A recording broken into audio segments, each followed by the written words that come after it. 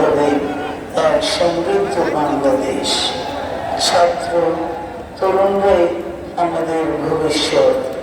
তারা তরুণরা এই যে স্বপ্ন নিয়ে বুকে রক্ত ঢেলে দিয়েছে, সেই স্বপ্ন বাস্তবায়নে করতে মেধা, যোগ্যতা, জ্ঞান ভিত্তিক গণতান্ত্রিক বাংলাদেশ গড়ে তুলতে হবে।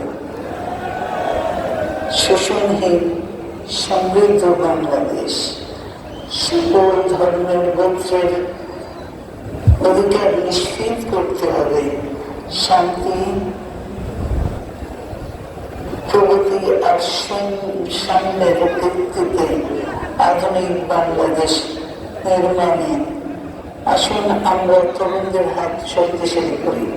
ধ্বংস নয়, প্রতিশোধ নয়, প্রতিহিংসা নয়, ভালোবাসা, শান্তি ও জ্ঞান ভিত্তিক সমাজ গড়ে তুলি।